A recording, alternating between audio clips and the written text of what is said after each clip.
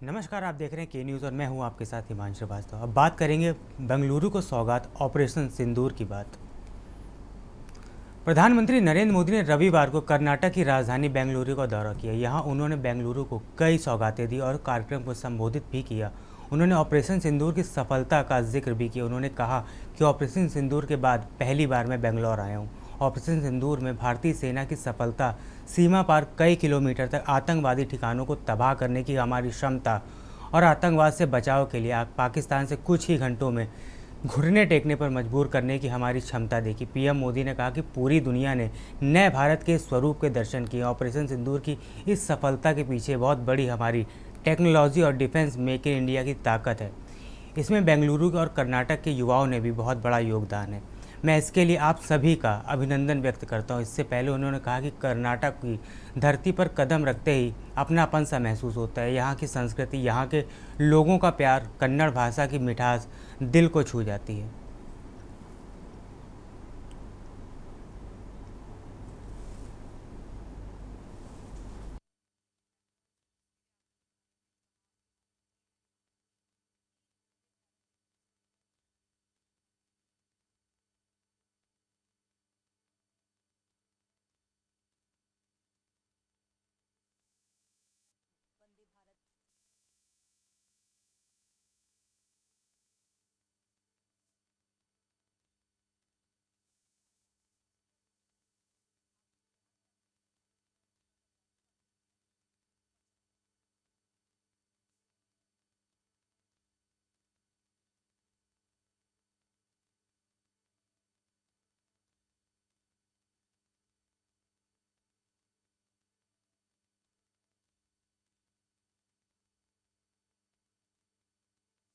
नई वंदे भारत ट्रेन की सौगात दे रहे हैं।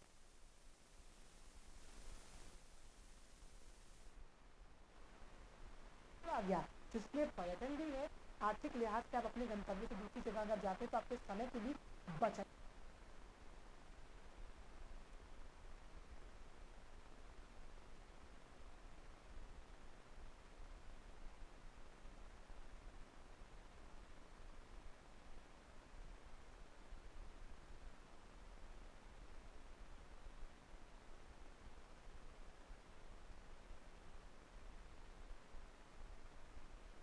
तो ये बेंगलुरु से तस्वीरें आपको दिखा रहे हैं जहां प्रधानमंत्री नरेंद्र मोदी 3 वंदे भारत एक्सप्रेस ट्रेनों को हरी झंडी दिखाते हुए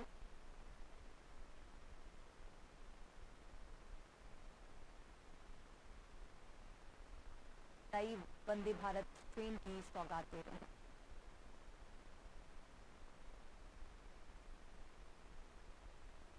आ गया जिसमें पर्यटन भी है। इस पर ज़्यादा जानकारी के लिए हमारे साथ विशेष संवाददाता अखिलेश सिंह जुड़ चुके हैं। अखिलेश जी, आपसे अपडेट जानना चाहेंगे।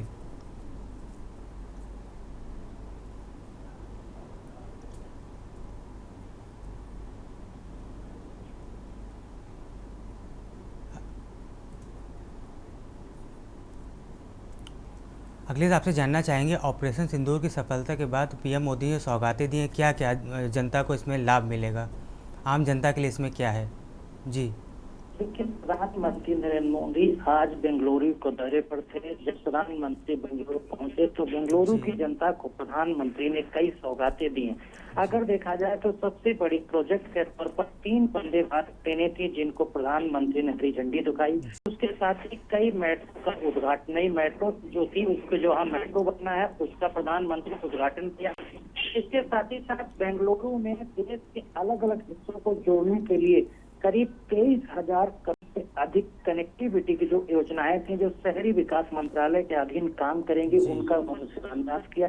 इसके साथ ही साथ प्रधानमंत्री ने एक रेलवे स्टेशन बेंगलुरु में थी उसका उद्घाटन किया और जहां वहीं से उन्होंने नई जो वंदे भारत ट्रेन शुरू की उनकी हरी झंडी दिखाई। इसके अलावा प्रधानमंत्री ने एक जनसभा को संबोधित किया। उस प्रधानमंत्री जनसभा को संबोधित किया तो उन्होंने अपनी सरकार जनता को विकास की गंगा ऐलान करती है उसको लेकर संबोधन किया और प्रधानमंत्री ने बताया किस तरह से सरकार ने तो ऑपरेशन सिंदूर के बाद और उसके बाद तमाम तरह की परिस्थितियों के साथ साथ भी लगातार जो विकास की योजनाएं हैं उनको सरकार बढ़ा रही है और विकास की जो कनेक्टिविटी है उसको लेकर लगातार आगे बढ़ रही है, चाहे वो चाहे सड़क परिवहन के माध्यम से, चाहे एक्सप्रेस हो और चाहे सड़कों, तो तमाम चीजों को लेकर प्रधानमंत्री ने अपने संबोधन में जिक्र किया। और बेंगलुरु को लेकर इसलिए भी कहा जा सकता है क्योंकि वहाँ पर भारतीय जनता पार्टी उस स्थिति में नहीं है जिस स्थिति वो नॉर्थ इंडिया में पैर जमाकर डटी हुई है। भारतीय जनता पार्टी चाहती है भारत में भी उसको उसी तरह से सफलता मिले जिस प्रकार वो उत्तर भारत में सफलता अर्जित करे। तो इसी लिए प्रधानमंत्री के लगातार दक्षिण भारत में दौरे हो रहे हैं, एक के बाद एक वहाँ पर प्रोजेक्ट शिलान्यास और जनता को समर्पित करें। कई हजार करोड़ परियोजनाओं का लगातार शिलान्यास और उद्घाटन हो रहा है और नई नई योजनाओं को देने का दक्षिण भारत में काम प्रधानमंत्री कर रहे हैं। शुक्रिया अखिलेश आपका जानकारी देने के लिए।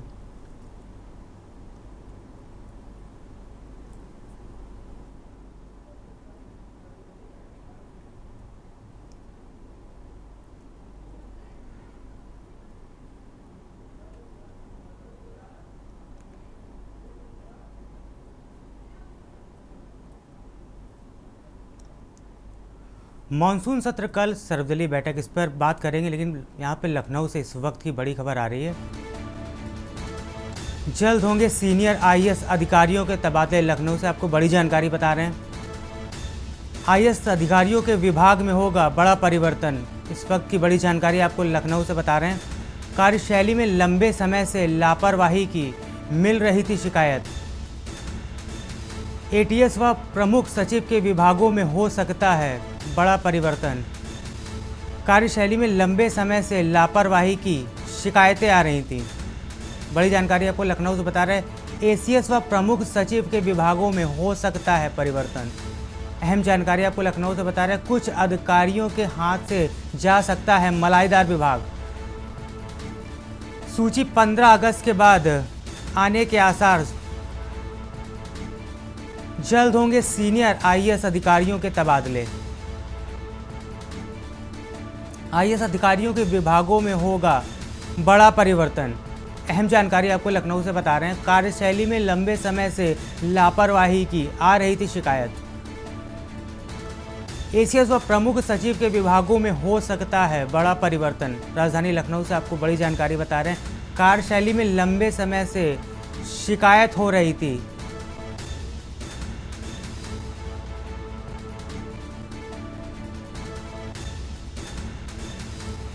इस पर ज़्यादा जानकारी के लिए हमारे साथ के भक्त सिंह जी सलाहकार और संपादक जुड़ चुके हैं। जी, खबर को लेकर आपके पास क्या अपडेट है? जी,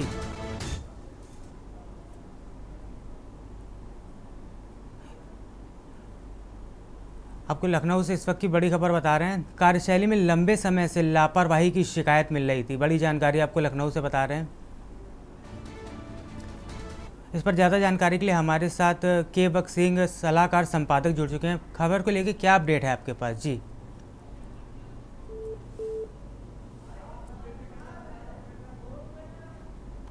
के भक्त सिंह, आपको हमारे कुछ अधिकारियों के हाथ से जा सकता है मलाईदार विभाग।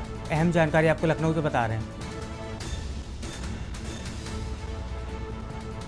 सूची 5 अगस्त के बाद सूत्रों के अनुसार जारी हो सकती। जल्द होंगे सीनियर आईएएस अधिकारियों के तबादले। एक बार फिर से हमारे साथ के भक्त सिंह सलाहकार संवाददाता जुड़ चुके हैं। खबर को लेके क्या अपडेट है आपके पास? जी देखिए हिमांशु, ये चर्चा तो बहुत दिनों से थी जी। बीच में जब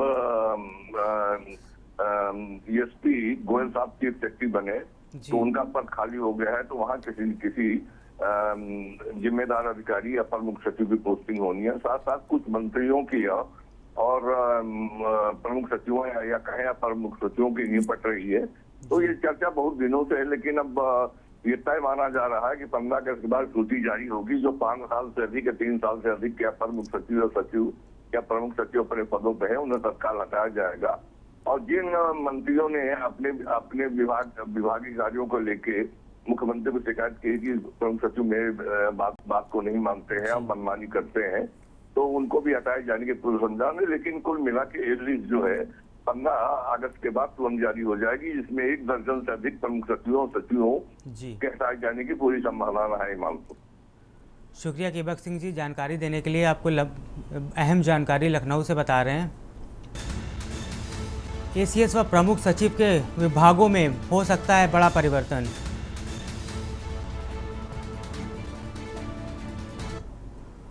अब बात करेंगे मानसून सत्र कल सर्वदलीय बैठक की।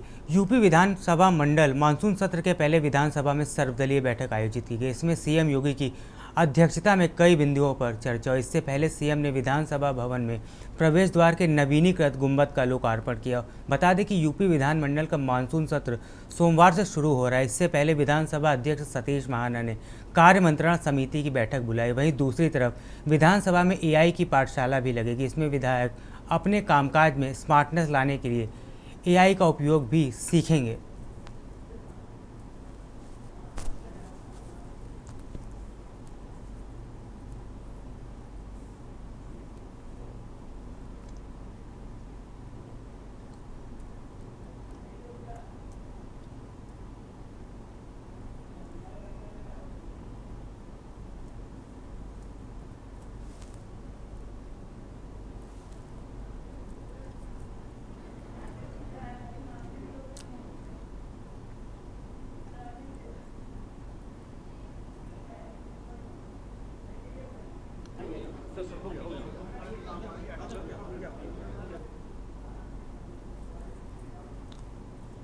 अब बात करेंगे योगी के दूत राहत के सबूत। खबर गोंडा से, जहां बाढ़ प्रभावित क्षेत्र का हवाई सर्वेक्षण करते हुए बाढ़ पीड़ितों का हालचाल जानने के साथ बाढ़ राहत सामग्री वितरित करने के लिए जल शक्ति मंत्री स्वतंत्र देव सिंह एली परसौली पहुंचे, जहां पर एली परसौली और ब्योंदस माझा बाढ़ प्रभावित क्षेत्र का निरीक्षण करके 500 से अधिक बाढ़ पीड़ितों के बाढ़ राहत सामग्री का वितरण किया है। बाढ़ पीड़ितों से जल शक्ति मंत्री ने कहा कि उनका हालचाल जाना और कहा कि उत्तर प्रदेश के मुख्यमंत्री योगी आदित्यनाथ बाढ़ पीड़ियों की पूरी तरह से सजग है। किसी भी प्रकार की दिक्कत बाढ़ पीड़ितों को नहीं होने दी जाएगी। धीरे धीरे गोंडा में नदी का जो पानी है वह काम हो रहा है। बाढ़ प्रभावित क्षेत्र के निरीक्षण के दौरान छोटे छोटे बच्चों से भी जल शक्ति मंत्री स्वतंत्र देव सिंह ने मुलाकात की। बच्चे किस स्कूल में पढ़ रहे हैं उसके बारे में उन्होंने उसकी जानकारी ली। हवाई सर्वेक्षण करके जल शक्ति मंत्री स्वतंत्र देव सिंह ने बाढ़ खंड और सिंचाई विभाग के अधिकारियों को ये निर्देश दिए हैं कि लगातार तटबंधों का निरीक्षण किया जाए। जल शक्ति मंत्री स्वतंत्र देव सिंह ने बाढ़ पीड़ितों से कहा कि खुद मुख्यमंत्री योगी आदित्यनाथ ने उन्हें आप लोगों से मुलाकात करने के लिए भेजा। हम आपको कोई भी दिक्कत नहीं होने देंगे। वहीं जल शक्ति मंत्री स्वतंत्र देव सिंह ने मीडिया से बात करते हुए कहा कि दूसरे चरण के तहत नेपाल में बारिश होने के कारण यहां जल स्तर बढ़ा है, लेकिन अब यहां पानी कम हो रहा है। गोंडा, बाराबंकी, अंबेडकर नगर और अयोध्या में काफ़ी स्तर से नीचे उतर आया है। 1-2 दिन के अंदर पानी धीरे धीरे खतरे के निशान से नीचे हो जाएगा। बाढ़ के समय जो संकट खड़ा होता था गाँव में, उन लोगों को राहत सामग्री ठीक ढंग से भी मिल जाए, सभी प्रकार भी उनके लिए व्यवस्था की जाए। वहीं स्वच्छता को ध्यान रखा जाए, डॉक्टरों की टीम पहुंचाई जाए, पशुओं के लिए चारे और भूसे की व्यवस्था की जाए और किसी भी प्रकार की कठिनाई ना हो। प्रतिदिन वर्चुअल भी सीएम योगी आदित्यनाथ बाढ़ प्रभावित इलाकों के डीएम से बात कर रहे हैं। हमारे जनप्रतिनिधि भी गांव-गांव जा रहे हैं। योगी सरकार बाढ़ पीड़ितों के साथ पूरी तरीके से खड़ी है। इस बार स्थिति से निपटने के लिए हम लोग पूरी तरह तैनात हैं। जहां कहीं रोड कटी है उसे भी ठीक करने का काम हम लोग कर रहे हैं और उसको लेकर हम लोग लगे हुए हैं।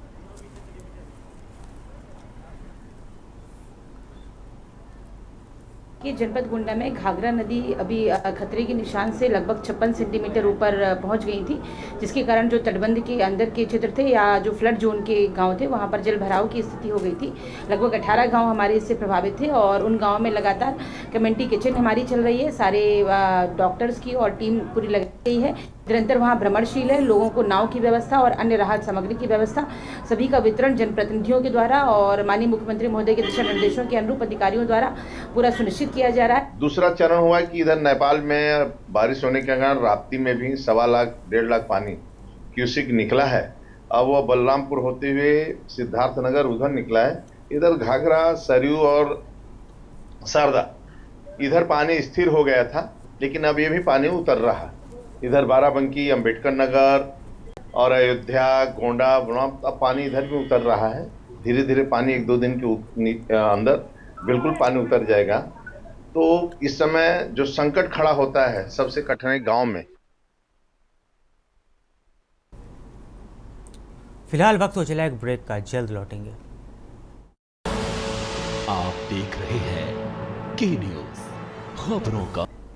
ब्रेक के बाद आपका स्वागत है। बात करें कर्ज मांगना पड़ा भारी, बेरहमी से हत्या। संभल के चंदौसी थाना क्षेत्र में कर्ज का तगादा करना एक युवक को अपनी जान गंवाने की कीमत पर पड़ा। जानकारी के मुताबिक मृतक युवक आरोपी दंपत्ति से कर्ज का पैसा लेकर उनके घर गया था। इसी दौरान विवाद बढ़ गया और आरोपी दंपत्ति ने अपने परिवार के अन्य सदस्यों के साथ मिलकर युवक पर हमला कर दिया। परिजनों ने युवक को बेरहमी से पिटाई की, जिसके बाद उसकी मौके पर ही मौत हो गई। घटना की सूचना मिलते ही पुलिस मौके पर पहुंची और शव को पोस्टमार्टम के लिए भेज दिया। पुलिस ने मामले में दंपत्ति सहित कई परिजनों को हिरासत में भी लिया है और आगे की जांच की जा रही है। हत्या की इस वारदात से इलाके में सनसनी फैल गई। वहीं स्थानीय लोगों ने घटना को लेकर काफ़ी आक्रोशित और आरोपियों पर सख्त से सख्त कार्रवाई की मांग कर रहे हैं।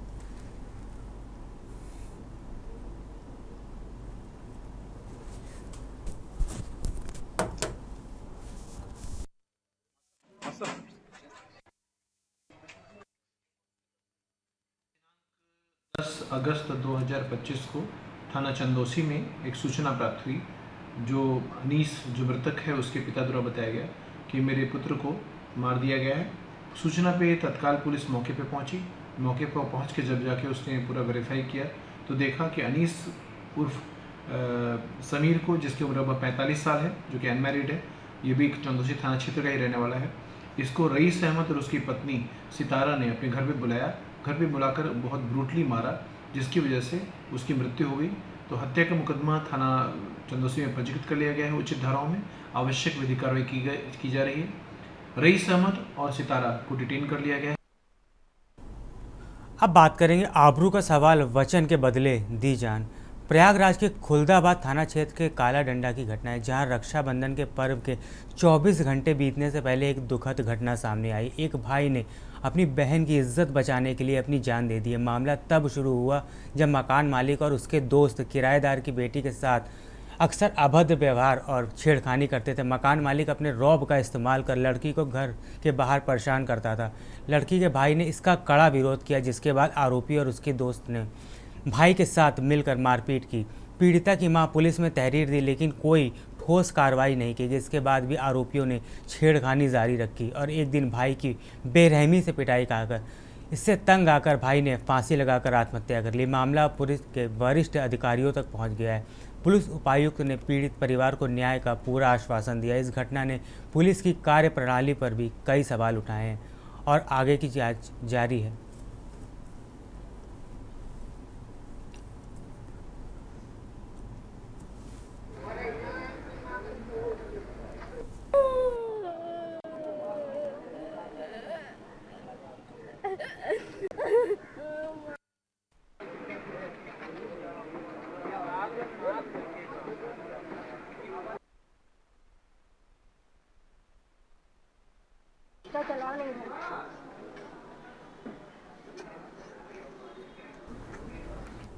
लापरवाही में 4 निलंबित, जेल में हड़कंप।